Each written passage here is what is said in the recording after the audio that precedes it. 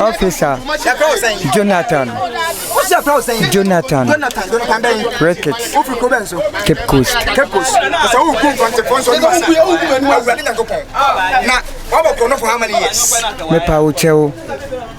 me nsheda nye konfuwa me wia ade da oye mejuma me wia ade me nsheda nye konfuwa me wia ade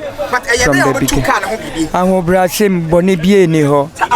wonimpa akwando me ye old technician long long okay satimase ahobrasim no me jai technician work no ahobrasim na me be a victim of accident kakura enti ahobrasim ahobrasim boni bia on sheda eni ho me be de me ba be hwe reverend Tetevi na majide ode mama me dididi me ko gbe long ni me hun ahobrasim nti ye ba no ahobrasim me hun kokoche ahobrasim okay me hun no na menya na kasa de reverend Tetevi ever since colonial virus me hun ne biem nti me hun na obema msika midi bedidi ahobrasim nti yedu ho no ahobrasim metwem tie yedu ho no meba ebetwem ahobrasim na me hu de waba de but na minim de osudaman first ase ho no na de otoni edua wo ho nti ahobrasim na me so me ye den metwem nti me hu nye de onye me kasa isa atemase na me hu de oye obi baba na me se wana na eye ne ba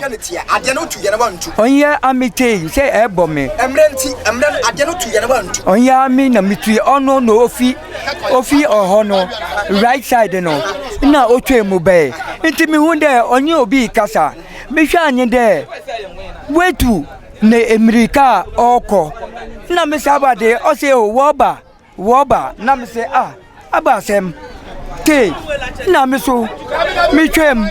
teyo na me so ntia me mendi na ene wona fa ya de ntia na wo dwane sasa me na me che wo ho tia de na wo debi ebe no oko ahobrasem tia me twa aka akwenu mu na se menjina okay me pauto nti me twem na se menjina na me jina ba me hwe enhye na idigu me do na me suro me nya hoden saati ma se na o kire se ade na da ho no ampa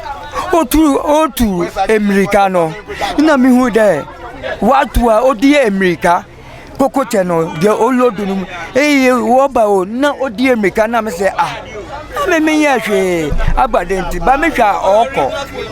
ahobrasim na me ye de amiso metaka kwenu se wutu ade na atoso wonyankopon na o kire ye se ade na da ho no wonyankopon ni o tetum se wo wia me challenge because me challenge because ono wako me wie wo fanchema